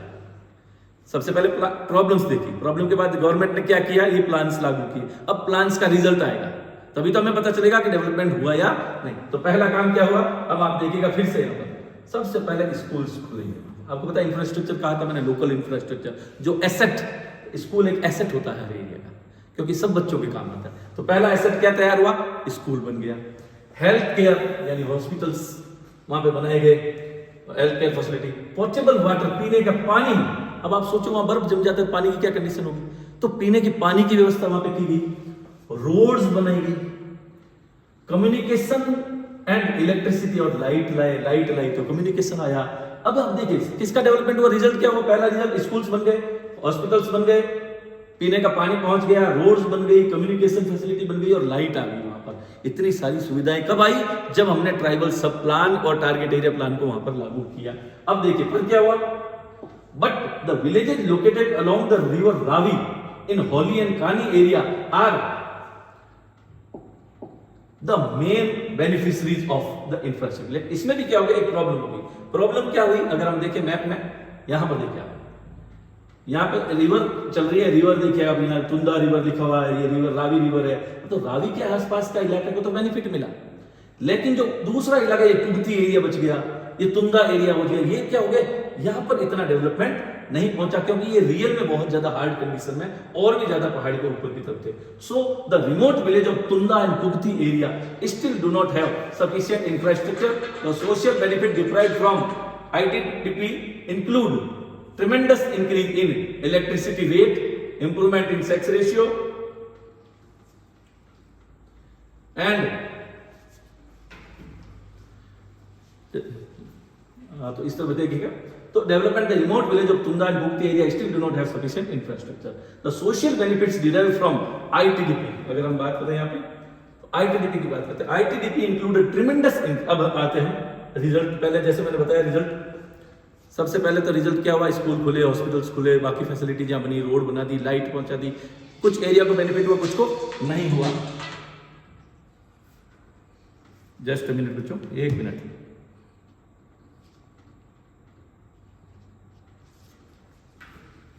हाँ, अब हम देखते हैं इसमें और क्या बेनिफिट हुए, तो इनके भी देखेंगे। तो social benefits derived from ITDP include ट्रेमेंडस increase in literacy rate. आप देखो एक और, ये हुआ शुरुआत, पहले इंफ्रास्ट्रक्चर डेवलप हुआ वो तो समझ में आता है, उस इंफ्रास्ट्रक्चर का रिजल्ट क्या हुआ, स्कूल खुलने से लिटरेसी रेट बढ़ गई। इंप्रूव्ड इन सेक्स रेशियो, हॉस्पिटल्स फैसिलिटी आई, सेक्स रेशियो इंक्रीज हुआ। सेक्स रेशियो क्या हुआ, लड़कियों की संख्या बहुत कम थी, वो बढ़ने लगी कहीं कहीं। And decline in child marriage, लोगों को समझाया गया, जब लोग पहुंचे, चाइल्ड मैरिज वहां बहुत ज्यादा चल, छोटी बच्ची की शादी कर दी जाती थी, बाल विवाह जिसको हम कहते हैं, वो भी बंद कर दिया। तो यानी भाई देखो, एक तो लिटरेसी रेट बढ़ गया, दूसरा सेक्स रेशियो में जो गैप था, लड़कियां कम थी, लड़के वो नैरो होने लगा, और चाइल्ड मैरिज को वहां पर बंद कर दिया गया। इसके अलावा क्या फायदे हो, देखिएगा फायदे सब लिखते रहिएगा, 1 2 3। Next, the female literacy rate in the region increase from 1.88 only % in 1971। 1971 में क्या था, वहां पे अगर हम बात करें फीमेल लिटरेसी रेट, कितनी औरतें पढ़ी लिखी थी, लेडीज, ओनली 1.88% थी 1971 में, जो 2011 तक आते आते 65% लेडीज पढ़ी लिखी हो गई। वहां पे कितना लिटरेसी रेट में इंक्रीज हुआ, ये ट्रिमेंडस इंक्रीज कह सकते हैं आप। 1.88 से अब आप सोचो 40 साल में आप 65% लेडीज वहां पढ़ी लिखी है। जब लेडी पढ़ेगी, कहते हैं एक लेडी पढ़ती है तो पूरी कई पीढ़ियां तरती है, कैसा कहा जाता है, क्योंकि एक लेडी पढ़ती है वो सब हर पीढ़ी में वो उसकी एजुकेशन को ट्रांसफॉर्म करती है। तो अब आप देखिएगा the difference between male and female in the literacy level and gender inequalities खत्म हो गई। वहां पर जो गैप था, पढ़े लिखे ज्यादा पुरुष हैं या संख्या में भी ज्यादा है, वो गैप कम होने लगा। Has also decline. Traditionally the Gaddis have subsistence agriculture, पहले ये लोग क्या करते थे, मोस्टली सब्सिस्टेंस एग्रीकल्चर करते थे, और इसके अलावा क्या करते थे, कम पेस्टोरल इकोनॉमी का ही ध्यान दिया जाता था, on food grain and live stock production, और इसके बाद having emphasis on food grain है। अब वो क्या करने लगे, सब्सिस्टेंस एग्रीकल्चर के बजाय ज्यादा फूड पैदा करने लगे, फूड ग्रेन्स उगाने लगे और जानवरों को भी पालने लगे। But during the last 3 decades of 20th century, the cultivation of pulses and other cash crop have been. इसके बाद उन्होंने क्या किया, पल्स यानी दाल, प्रोटीन का सोर्स है बहुत अच्छा, तो प्रोटीन के सोर्स के लिए उन्होंने दाल बोनी शुरू कर दी। इसके अलावा कैश क्रॉप्स भी बोने लगे। सोचा जो पहले सिर्फ पेट भरने के लिए खेती कर रहे थे वो कैश क्रॉप बेचकर पैसा भी कमा रहे हैं। कैश क्रॉप को वो खाई नहीं जाती, मोस्टली बेची जाती है, तो इसलिए उनको कैश क्रॉप्स कहते हैं। तो वो भी यहाँ पे आप देखें तो इस तरह से कितना इंक्रीज हुआ, लिटरेसी रेट बढ़ गया, सेक्स रेशियो सुधर गया, मेल फीमेल में गैप बंद हो गया, चाइल्ड मैरिजेज रुक गई। इसके बाद जो लोग सिर्फ खेती इतनी करते थे पेट भर जाए, वो लोग बेचने के लिए खेती करने लगे। ये सारी चीजें अगर हम देखें तो ये ट्रिमेंडस इंप्रूवमेंट इस प्लान की वजह से हुआ। बट इसमें इसके बाद क्या हुआ, but the crop cultivation is still done with traditional technology. लेकिन अभी भी वो टेक्नोलॉजी कौन सी यूज कर रहे थे, traditional. The declining importance of pastoralism in the economy of the region can gauge from the fact that the present only about 1/10 of the total household practice transhumance। अब क्या हो गया, ट्रांसह्यूमन्स अब धीरे धीरे इन्होंने खत्म कर दिया। ये अब खेती करने लगे हैं, एक जगह पर इन्होंने अपना मकान बना लिया और ये पूरी तरह से अब उस पर डिपेंडेंट हो गए। जानवर भी पाल दिए अब इन्होंने। तो जो पहले ट्रांसह्यूमन्स होता था, सर्दी और गर्मी में इधर उधर होना चाहिए, वो भी इन्होंने बंद किया। अब सिर्फ बहुत कम लोग इनके हैं, मोस्टली 1/10 कह सकते हैं आप, यानी 10% लोग अब ये काम करते हैं, 90% लोग स्टेबल हो गए हैं। But the Gaddis are still very mobile as a sizeable section of them migrated to Kangra and surrounding area during winter to earn their living from it. लेकिन आज भी ये लोग कांगड़ा, और ये आप देखिएगा कांगड़ा और सराउंडिंग एरिया में काम की तलाश में जाते हैं। और क्यों जाते हैं, अगर इसकी मैं बात करूं तो आप इसकी कंडीशन मैंने आपको बताई थी। अब आप कंडीशन के बारे में बात कर देखिए क्या किया गवर्नमेंट ने, उसको अब यहां देखते हैं, स्कूल्स खोल दी। स्कूल खोलने के अलावा गवर्नमेंट स्कूल ने देखिए आप कॉलेजेस, ये कॉलेज खोल दिया। इसके बाद यहाँ पे आप देखिए ये ऑफिसेज हैं, ये भी ऑफिस कहीं कितना बढ़िया से ऑफिस बना दिया। ये इंफ्रास्ट्रक्चर डेवलपमेंट है सारा का सारा, यहाँ पे देखिएगा। तो इसके बाद अब यहाँ इतने सारा काम किया तो अपने आप क्या होगा, उस एरिया में डेवलपमेंट हो गया और जो हमारा पर्पज था हिल एरिया डेवलपमेंट प्रोग्राम का वो सॉल्व हो गया। तो ये जो केस स्टडी ये बताती है कि भरमौर जो पिछड़ा हुआ था उस पर हमने ट्राइबल एरिया प्रोग्राम लागू किया, टारगेट एरिया प्रोग्राम लागू किया। प्रॉब्लम्स थी उसकी अपनी, वो प्रॉब्लम पे फिर हमने प्लानिंग बनाया और प्लानिंग बना के उन प्रॉब्लम्स को खत्म करके आज हिमाचल प्रदेश का ये इलाका बाकी सब इलाकों के बराबर पहुंच चुका है। ये हमारा रिजल्ट है। तो केस स्टडी से हम सीख गए कि हिल एरिया डेवलपमेंट प्रोग्राम बनाने का हमें फायदा हुआ या नहीं हुआ। अब हम बात करेंगे तो नेक्स्ट बहुत इंपॉर्टेंट टॉपिक है इस चैप्टर का, उसके बारे में बात करते हैं, वो है सस्टेनेबल डेवलपमेंट। देखिए डेवलपमेंट बहुत जरूरी है किसी भी देश के लिए, लेकिन डेवलपमेंट कैसा होना चाहिए। अगर हम इसकी बात करें यहां पर इधर अगर हम बात करें शुरुआत की डेवलपमेंट, जैसे मैंने बताया था ये डेवलपमेंट है, ये भी डेवलपमेंट है, लेकिन कैसा है आप सोच सकते हैं। ये डेवलपमेंट की कंडीशन है, ये तीसरा डेवलपमेंट कंडीशन है। क्या हमें ऐसा डेवलपमेंट चाहिए, एक जगह बहुत डेवलप एक जगह पीछे, ये भी समझ में आए। लेकिन इसके अलावा एक बात और है डेवलपमेंट की, ये तो नॉर्मल हो गई। अब क्या, ये देखिए ये कंडीशन है आज हमारे अर्थ की, क्या होता जा रहा है, वेस्टेज, टायर, प्लास्टिक, इतनी सारी चीजें, बोझ बढ़ता जा रहा है अर्थ के ऊपर। ये सब डेवलपमेंट का नतीजा है। अब इसके बाद अगर दूसरी बात करें, ये आपको कौन सा डेवलपमेंट चाहिए। एक तरफ डेवलपमेंट हो रहा है, इंडस्ट्रीज बढ़ रही है, पॉल्यूशन हो रहा है, आग लग रही है, बहुत सारी फैक्ट्रियां, बहुत सारा हो रहा है, पॉल्यूशन बढ़ता जा रहा है। इस तरफ डेवलपमेंट भी हो रहा है लेकिन नेचर को कोई लॉस नहीं हो रहा, इधर नेचर पूरी बर्बाद हो गई। क्या आपको ये डेवलपमेंट चाहिए या ये डेवलपमेंट चाहिए, सोचना पड़ेगा। तो ये डेवलपमेंट तो है हमारा नुकसान करने वाला, क्योंकि इसमें हम भी चपेट में आए। ये डेवलपमेंट सबके लिए फायदेमंद है, तो हमें ये डेवलपमेंट चूज करना है। इसी को अगर एक पिक्चर और देखा जाए तो ये आप देखिए, ये डेवलपमेंट है, हमने गाड़ियां बना दी, हमने फैक्ट्रियां बना दी, सब कुछ। बदले में हम क्या हो रहा है, ग्लेशियर पिघल रहा है, ग्लोबल वार्मिंग हो रही है, ये डेवलपमेंट है। ग्रीनरी भी अटैक्ट है, डेवलपमेंट भी है, सब कुछ है। सस्टेनेबल डेवलपमेंट का यहां पर सीधा सा मीनिंग जो रहेगा वो यही रहेगा कि ऐसा डेवलपमेंट करो जो एनवायरनमेंट को लॉस ना करे। यानी डेवलपमेंट तो करना है, डेवलपमेंट करना मना नहीं है, लेकिन सबसे बड़ी बात है कि डेवलपमेंट के साथ साथ आपको एनवायरनमेंट को भी बचाना है। और दूसरी एक और शर्त है सस्टेनेबल डेवलपमेंट की, एनवायरनमेंट तो बचे तो बचे। आज आपको तो रिसोर्सेज मिल गए, आप तो आराम से अपनी लाइफ सर्वाइव कर पाएंगे, लेकिन आने वाली पीढ़ी जो नेक्स्ट जनरेशन है उसको तो वो रिसोर्सेज नहीं मिल पाएंगे। अगर ऐसा होगा तो क्या होगा, तो उसी में हम देखते हैं कि रिसोर्सेज के लिए लाना पड़ेगा रिसोर्स वहां से, और वो रिसोर्स कैसे आएंगे, या क्या करना पड़ेगा, उनको तो नहीं मिलेंगे। आज हम कोल की बात करें तो कोल इंडिया में बहुत कम होता जा रहा है। आज से हो सकता है 50 साल बाद कोयला मिले। अब कोयला जब नहीं मिलेगा तो उस पीढ़ी को जरूरत पड़ेगी तो क्या होगा। यानी हमें डेवलपमेंट करना है, लेकिन कैसा करना है, उनका जो है जनरेशन को भी मिलता रहे वो सामान, और सबसे बड़ी बात है हमारे पर्यावरण को नुकसान ना हो। इसी को हम कहते हैं, तो ये पढ़ते हैं हम इसको थोड़ा सा। The term development is generally used to describe the state of particular society and process of changes experienced by them. During a very large period of human history, the state of the societies have largely been determined by the interaction processes between human society and their biophysical environment. तो ये सब की बात अगर हम इस programme की बात करें, सीधा सा मैंने जो आपको बताया, हमने ये डेवलपमेंट करने की कोशिश की, हमने सेकेंडरी एक्टिविटीज पे ध्यान दिया, हमने इंडस्ट्रीज खोल दी, हमने डेवलपमेंट पे ही ध्यान दिया। डेवलपमेंट डेवलपमेंट डेवलपमेंट डेवलपमेंट का नतीजा क्या हुआ, हमारा पूरा का पूरा वातावरण खराब होने लग गया। अब second half of 20th century में क्या हुआ, अगर हम बात करें तो कंट्री वर्ल्ड वॉर, अगर आपको याद हो, first world war, second world war, in the post world war 2 era the concept of development was synonymous to economic growth. हमने सिर्फ इकोनॉमिक ग्रोथ पे ध्यान दिया। फिर उसके बाद क्या, with the measured in term of the temporal increase in the gross national, हमने क्या बढ़ाया, हमने अपना जीएनपी बढ़ाने पे ध्यान रखा, जिसको हम क्या कहते हैं, ग्रॉस नेशनल प्रोडक्ट यानी जीएनपी, यानी नेशनल इनकम के आसपास वाला मामला। ये जीडीपी और जीएनपी में थोड़ा सा फर्क होता है। तो जीडीपी और जीएनपी को बढ़ाने में हमने ध्यान दिया, पर कैपिटा इनकम बढ़ाने पे हमने ध्यान दिया, कंजप्शन बढ़ाने पे ध्यान दिया। पहले एक फ्रिज हुआ करता था एक घर में, अब 10 फ्रिज हो गए। पहले एक एसी लगा तो पूरे घर वाले सब एक साथ करना, एसी भी नहीं थी पहले, तो कूलर लगता था पूरा परिवार एक जगह, अब हर कमरे में अलग हो गया। हम मतलब हमारे परिवार को छोटा किया जा रहा है और हमें सामान बेचा जा रहा है, जबरदस्ती बेचा जा रहा है। तो दैट कंज्यूमर में कंजप्शन बहुत ज्यादा बढ़ गया। But even the countries having high economic growth experience speedy rise in poverty, लेकिन साथ में गरीबी बढ़ी because of the unequal distribution.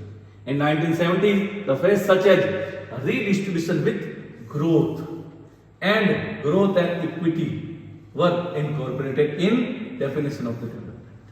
तो कहा भैया डेवलपमेंट का मतलब सिर्फ इकोनॉमिक ग्रोथ नहीं है, सिर्फ पैसा बढ़ जाए आपकी जेब में, सिर्फ जीडीपी बढ़ जाए, देश की इनकम बढ़ जाए, इसको आप डेवलपमेंट नहीं कह सकते। तो फिर क्या कहा उन्होंने, ऐड किया कि भैया एक काम करो, रीडिस्ट्रीब्यूशन, सबको बराबर मिले। गरीब गरीब हो रहा है, अमीर अमीर हो रहा है, अमीरी तो बहुत ज्यादा अमीर होते जा रहे हैं, गरीब बहुत गरीब। तो ये जो गैप बढ़ रहा है ये डेवलपमेंट नहीं है, तो इसको रीडिस्ट्रीब्यूट करो। दूसरा क्या करो, इक्विटी, सबको बराबर लेने का प्रयास किया जाए, तभी डेवलपमेंट होगा। तो while dealing with the question related to redistribution and equity, it was realized that the concept of development cannot be restricted to the economic sphere alone.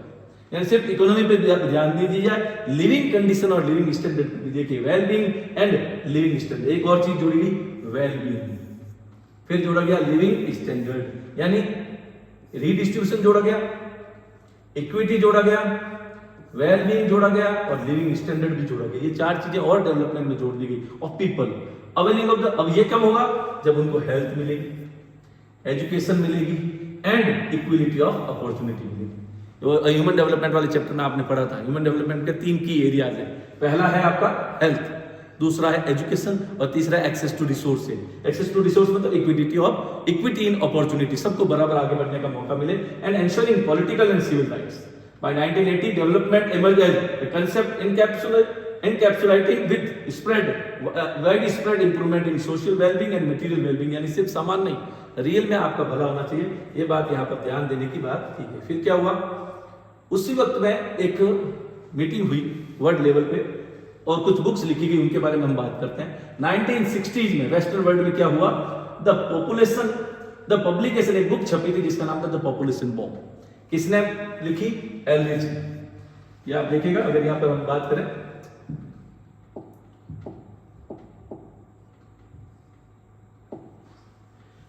एरलिच 1968, अगर हम बात करें इसकी 1968 में एरलिच ने यहां पर एक बुक लिखी जिसका नाम था द पॉपुलेशन बॉम्ब। एक और बुक लिखी गई द लिमिट्स टू ग्रोथ, ये मेडोज में लिखी। कब लिखी, 1972 में। इन्होंने 2 बुक्स लिखी, एक द पॉपुलेशन बॉम्ब और एक लिमिट्स टू ग्रोथ। इनमें कहीं कहीं लोगों पर ध्यान दिया गया कि भाई डेवलपमेंट क्या है, क्या हम सही तरीके से डेवलप कर रहे हैं, ये इन्होंने पहली बार अपनी बुक्स में इस बात को रखा, और सस्टेनेबल वर्ल्ड भी यहीं से सामने आया। फिर उसके बाद क्या हुआ, रियल में जो और ज्यादा डेवलपमेंट इस मामले में अगर हम करें तो क्या हुआ, concern with the growing opinion of the world community over the environmental issue, the United Nations establish देखिएगा, world commission on environment and development, WCED, ध्यान दीजिएगा, world commission on environment and development, headed by, इसका head कौन थे? इनके head थे Norway के prime minister जो लेडी थी Gro Harlem Brundtland. World commission of environment and development ने एक मीटिंग की, उस मीटिंग में हेड बनाया गया नॉर्वे की प्राइम मिनिस्टर को, ग्रो हार्लेम ब्रटलैंड को। इस कमीशन ने एक रिपोर्ट प्रिंट की, the commission gave its report. चूंकि इसके हेड कौन थी?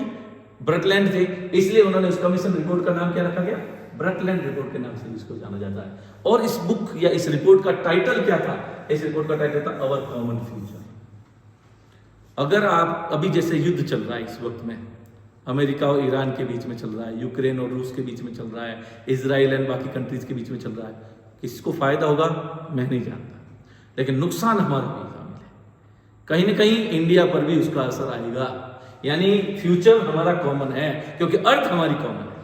हो सकता है कंट्रीज अलग अलग हो, सबके अपने अपने बेनिफिट्स होंगे, सबके अपने रिसोर्सेज, सबके अपने अलग अलग चीजें, लेकिन नुकसान तो कहीं ना कहीं हमारा होगा। आज अगर अंटार्कटिका में ओजोन लेयर में छेद होता है, जो पहले हुआ अब ठीक हुआ, फिर वापस अब इस कंडीशन में होगा, तो कहीं क्या सिर्फ अमेरिका और यूक्रेन और रूस और इजराइल और बाकी कंट्रीज को होगा?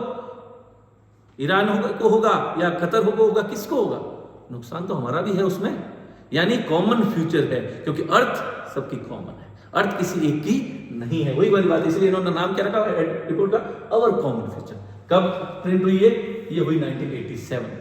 The report defines sustainable development as development that meet the need of the present without compromising the ability of future generation। ये आ गई आपकी डेफिनेशन। इस डेफिनेशन को आप क्लियर कर लेंगे। ह्यूमन सस्टेनेबल डेवलपमेंट की मैं डेफिनेशन इन्होंने जो दी, जो अब बिल्कुल एकदम सर्वमान्य डेफिनेशन है, development that meet the need of the present. मैंने बताया अभी वर्तमान वालों की आवश्यकताओं की पूर्ति हो without compromising the ability of the future generation. लेकिन ऐसा ना हो कि फ्यूचर जनरेशन की कैपेबिलिटीज को कंप्रोमाइज किया जाए and meet their own need, के कहीं ऐसा ना उनके पास ही ना मिले। मतलब हम अपनी व्यवस्था आवश्यकताएं तो पूरी कर लें, आने वाली पीढ़ी जाने उसका काम है, नहीं, ऐसा नहीं होना चाहिए। हमें फ्यूचर जनरेशन को ध्यान में रखते हुए डेवलपमेंट करना चाहिए, यही सस्टेनेबल डेवलपमेंट है। और इसके लिए आपको पर्यावरण का ध्यान रखना पड़ेगा। फिर आगे देखते हैं, sustainable development take care of the ecology. ध्यान दीजिए, इसमें किस पे ध्यान देना है? इकोलॉजी पे ध्यान देना है। Social and economic aspects of the development during the present time and played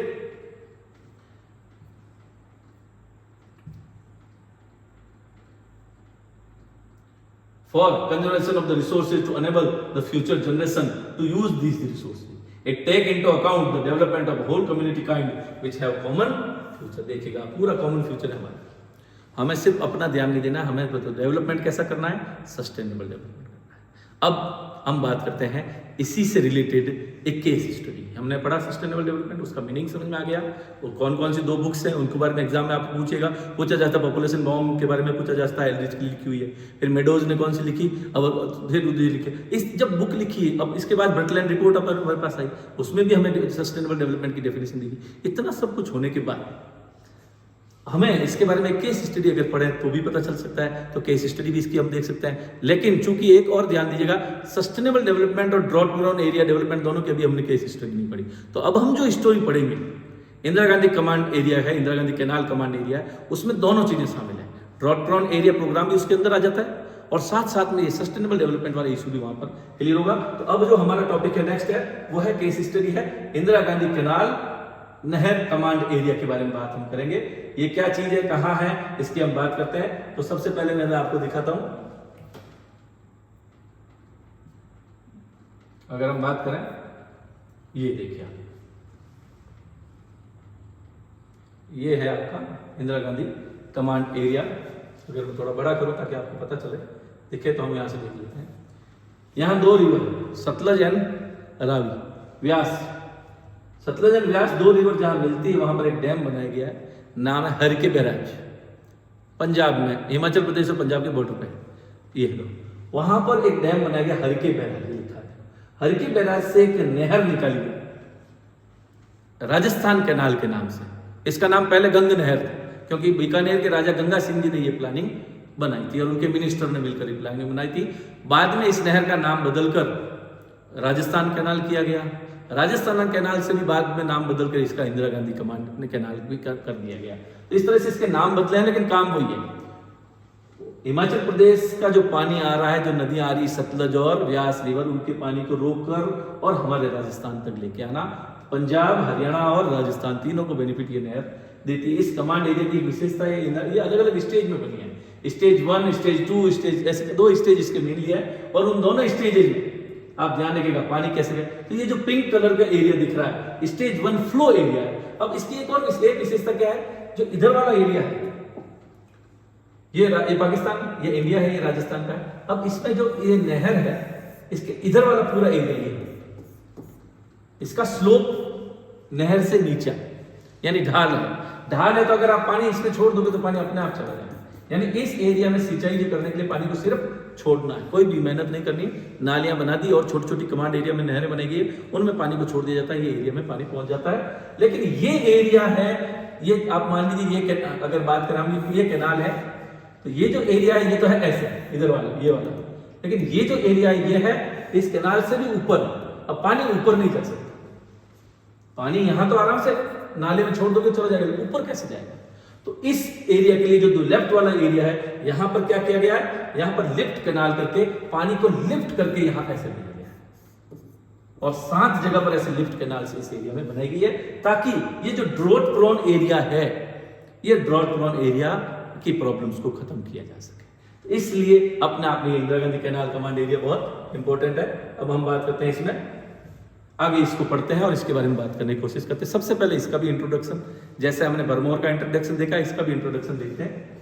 case history, Indira Gandhi canal command area की बात करें। Indira Gandhi canal, previously known as Rajasthan canal, is one of the largest canal system in India, conceived by Kanwar Sain in 1948। अब आप देखिएगा, कंवर सेन कौन थे, ये minister थे इनके, महाराजा गंगा सिंह जी ऑफ बीकानेर राजस्थान, वहां के राजा के मिनिस्टर थे। इनको कहा राजा ने कि हमारे एरिया में जो पानी की प्रॉब्लम है, पानी नहीं है, कैसे करें, हमारे किसान दुखी हैं, कुछ इसका सॉल्यूशन देखो।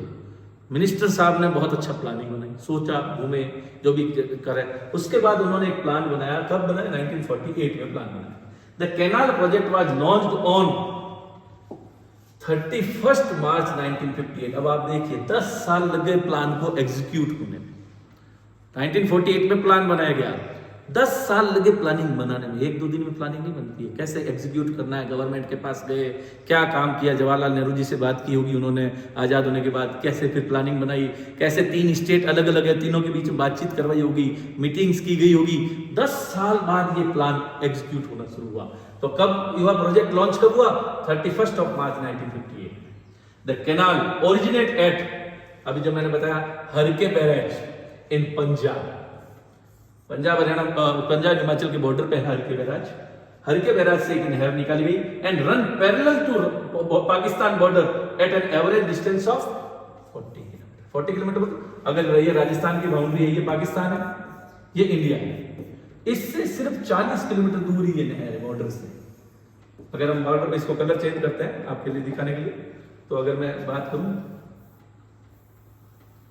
ये नहर ऐसे 40 किलोमीटर के आसपास ऐसे इस तरह से चल रही है।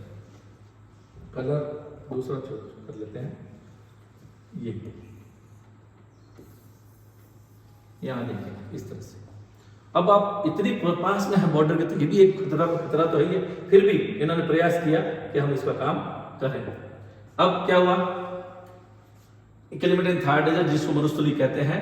टोटल प्लान्ड लेंथ, टोटल जो प्लानिंग की गई, कितनी लंबी नहर बनाई जाएगी?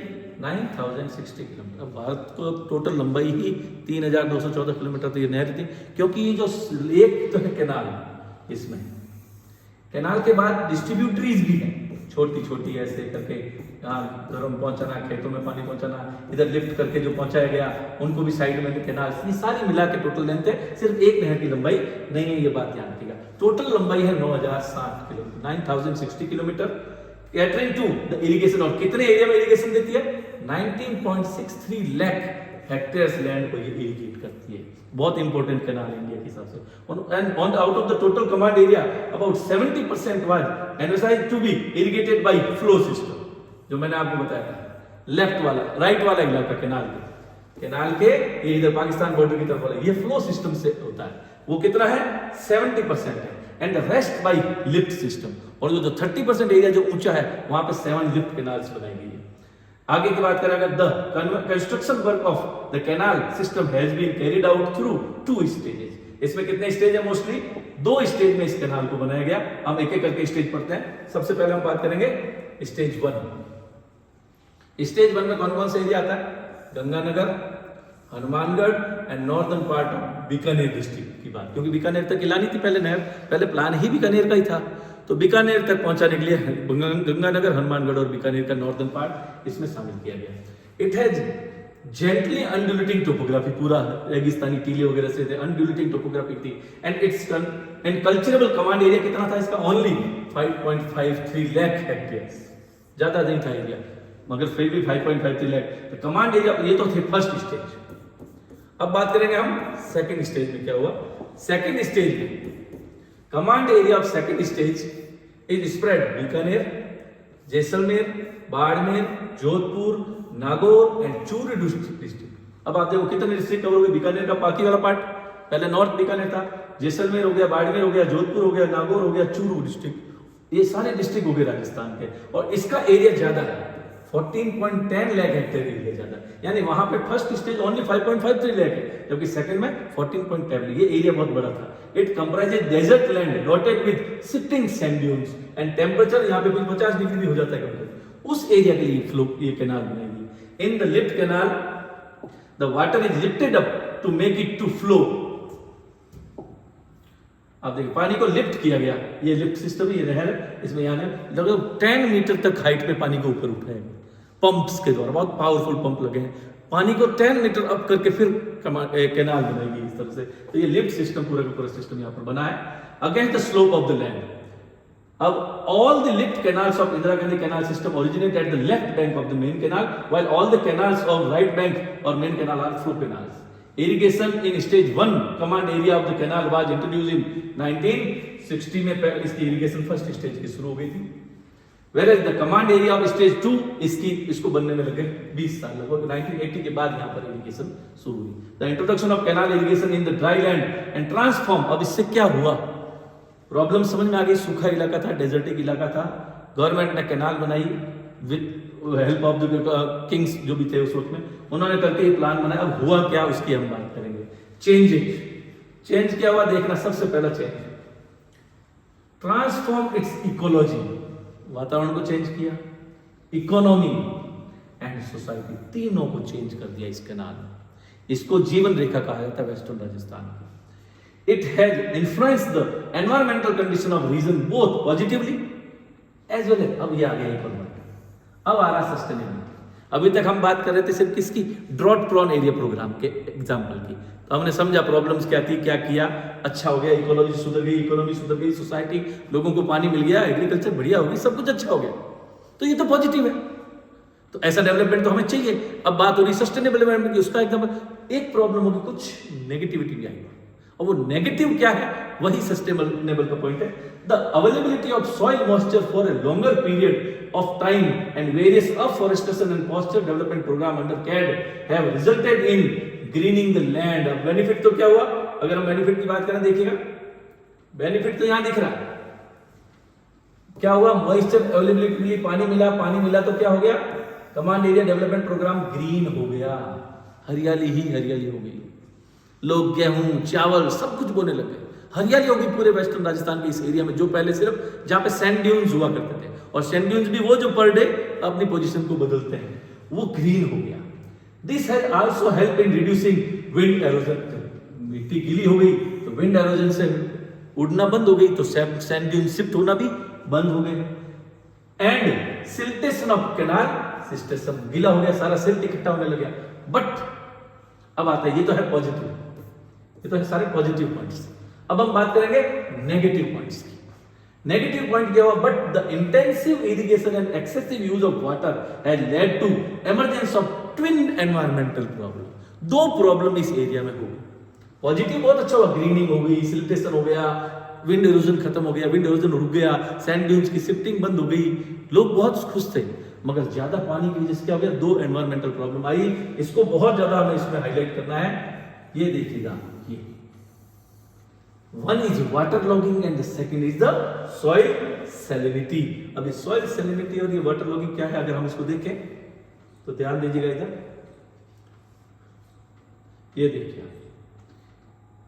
ये वाली कंडीशन, वाटर लॉगिंग दिख रहा होगा, पानी हो गया खेतों में, खेत दलदल बन गए, एक्सेसिव वाटर हो गया, पानी ज्यादा हो गया, इतना हो गया कि सब कुछ एरिया ही कीचड़ जैसा हो गया, मार्शियल आइलैंड्स बन गए एक तरह से कह सकते हैं। उस इलाके में पूरा पानी कीचड़ जैसा हो गया, तो जो फसल पहले हो रही थी वो भी नहीं हो गया, जो नई होने लगे वो तो बंद हुई, वो भी चली गई जो पहले हो। और एक और प्रॉब्लम हो, ये तो है वाटर लॉगिंग। दूसरा ये देखो, ये एक सैटेलाइट इमेज है उस एरिया का, कैमांड एरिया वाला केनाल में, ये जो रेड स्पॉट आपको दिख रहे हैं ना, ये इंक्रीज इन सॉल्ट, जमीन में के ऊपर नमक आ गया, ये सॉल्ट है, रेड जितना सैटेलाइट इमेज है।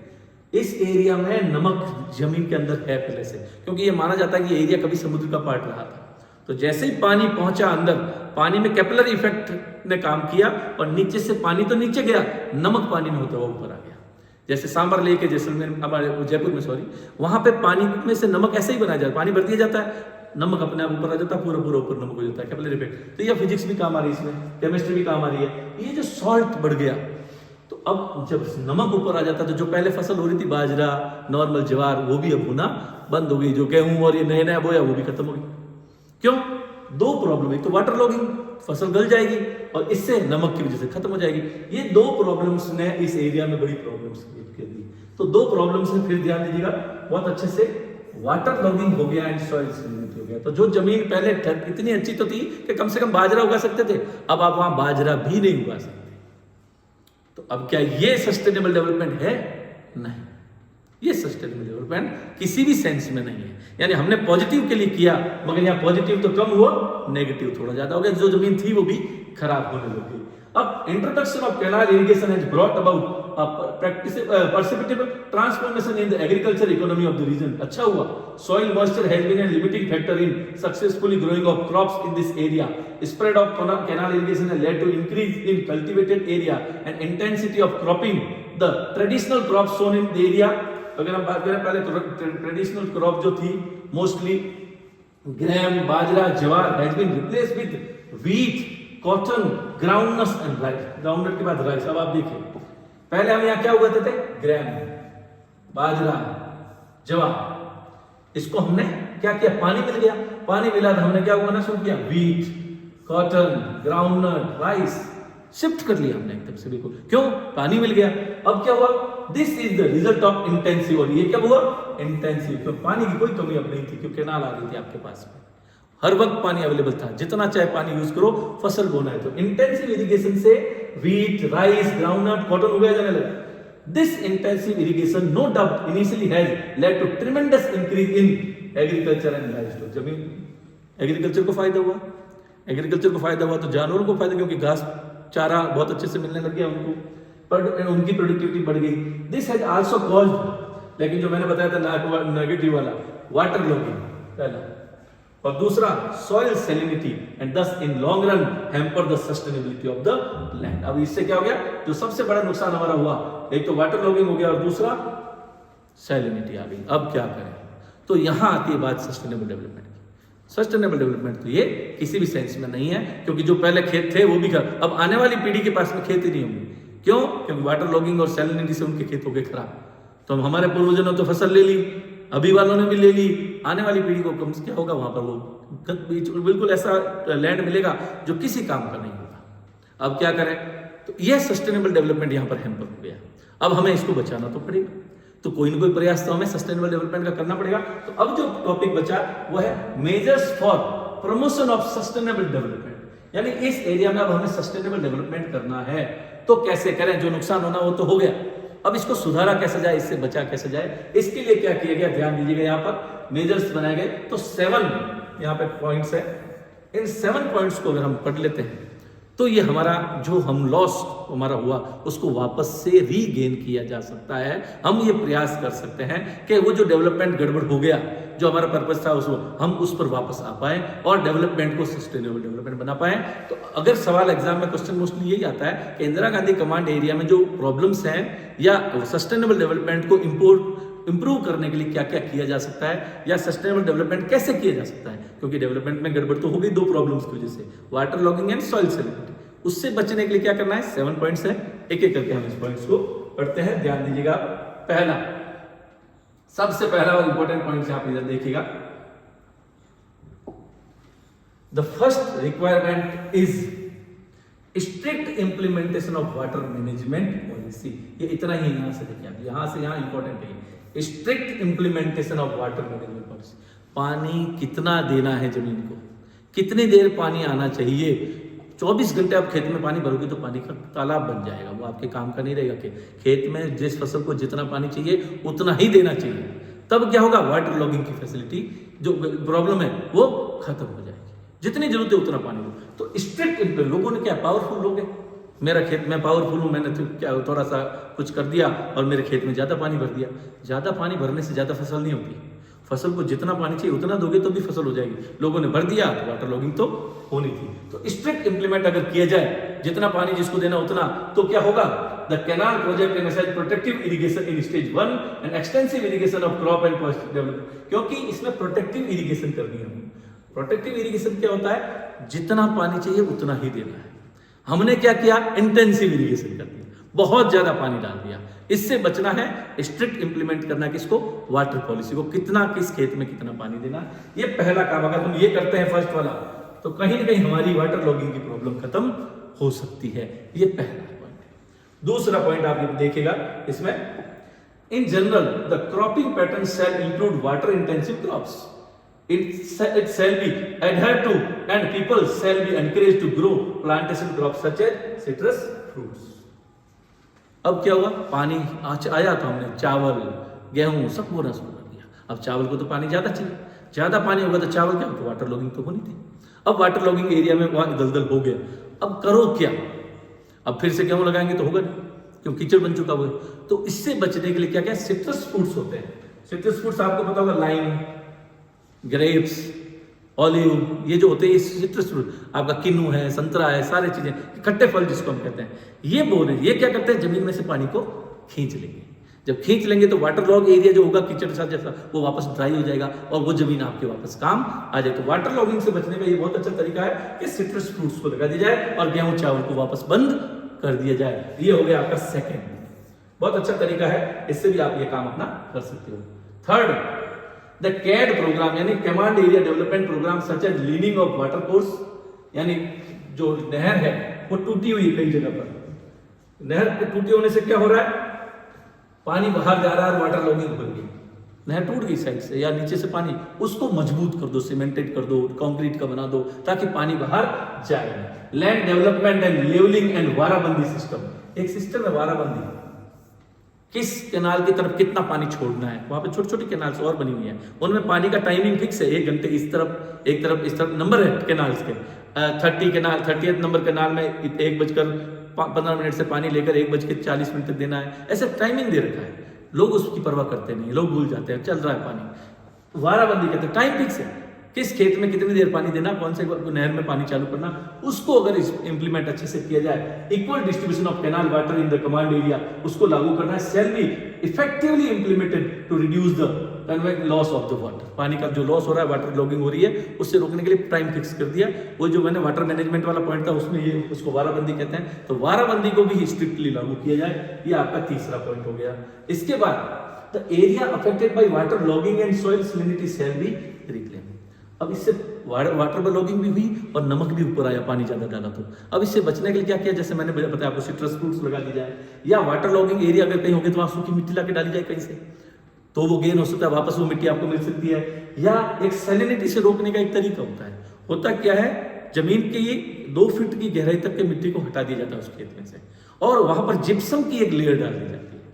ध्यान दीजिएगा, जहां पर सैलिनिटी की प्रॉब्लम है उसका सबसे बेस्ट सॉल्यूशन ये है, जमीन के ऊपर की जो उपजाऊ वाली जमीन का 2 फीट का लेयर हटा दो, किसी भी तरह से, और वहां जिप्सम डाल के उस मिट्टी को वापस डाल दो। इससे सॉइल सैलिनिटी की प्रॉब्लम्स खत्म हो जाएगी और कहीं भी नमक ऊपर नहीं आएगा। तो ये बहुत जरूरी है, हमें सॉइल सैलिनिटी को रोकना है तो जमीन को वापस प्राप्त करने का ये तरीका है। ये आपका 4th पॉइंट है। Next, the eco development through afforestation.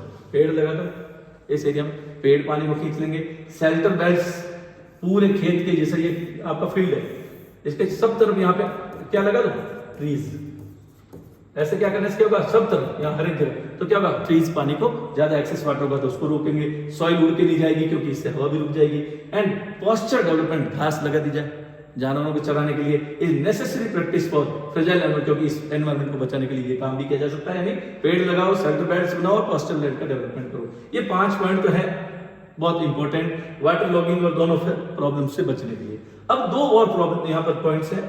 In 2 points की अगर हम बात करें, देखिएगा ये वाटर लॉगिंग और सॉइल सैलिनिटी के लिए नहीं है, ये वहां के लोगों के लिए सोशल एंड कल्चर वाला मामला जो आता है उसकी बात है। Economy, the social sustainability in the region can be achieved only if the land allottee having poor economic background are provided adequate financial and institutional support। अब प्रॉब्लम के यहाँ के लोगों के पास पैसा नहीं है, जमीन तो उनको सरकार ने फ्री में दे दी या अलॉट कर दी, लेकिन उस पर काम करने के लिए पैसा भी तो चाहिए। एक ट्रैक्टर भी लेके आना है, हार्वेस्टर भी लेके आना है, बहुत सारे टूल्स एंड टेक्नोलॉजी और सब चाहिए, उसके लिए पेमेंट भी चाहिए। पेमेंट नहीं है उनके पास तो क्या करें, वहां पे बैंक्स खोल, तो कम से कम उनके पास पैसा होगा तो वो नॉर्मल फसल खेती करके उस एरिया का इकोनॉमिक डेवलपमेंट भी हो जाएगा और सोशल डेवलपमेंट हो। तो ऊपर वाली तो है सस्टेनेबल, किस चीज की, इकोलॉजिकल सस्टेनेबिलिटी। ये 2 हैं सोशल एंड कल्चरल सस्टेनेबिलिटी या इकोनॉमिक सस्टेनेबिलिटी की बात हो रही है।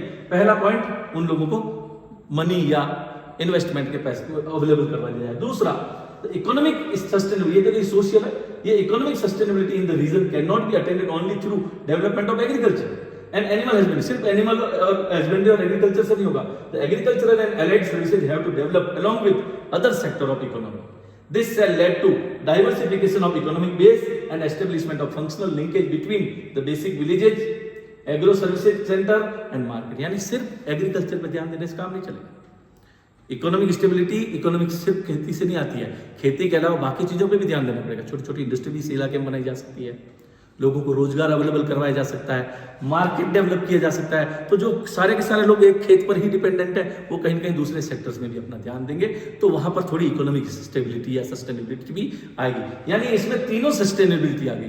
पहले इकोलॉजिकल सस्टेनेबिलिटी के 5 पॉइंट है, फिर 2 पॉइंट किसके हैं, एक सोशल सस्टेनेबिलिटी और दूसरा इकोनॉमिक सस्टेनेबिलिटी। ये 7 पॉइंट से ये बताया गया है कि इस एरिया में अभी भी सस्टेनेबल डेवलपमेंट हो सकता है अगर हम इन 7 तरीकों को प्रयास करें। हम वाटर मैनेजमेंट पॉलिसी को स्ट्रिक्टली फॉलो करें, हम वाराबंदी को फॉलो करें, हम सिट्रस फ्रूट्स लगा दें, जो जमीन खराब हो गई उसको वापस रीगेन कर लें, तो और प्लस लोगों को रोजगार अवेलेबल करवा दें और उनको थोड़ा सा इन्वेस्टमेंट अवेलेबल करवा दें, बैंक्स वगैरह खोल दें, तो शायद ये जो इंदिरा गांधी कमांड एरिया में जो 2 प्रॉब्लम्स थी, एक तो ड्रॉट प्रॉन और दूसरा एक वाटर लॉगिंग और ये जो प्रॉब्लम हो गई थी ये, और प्लस सस्टेनेबिलिटी वाली, इन दोनों से हम पार पा सकते हैं। Thank you.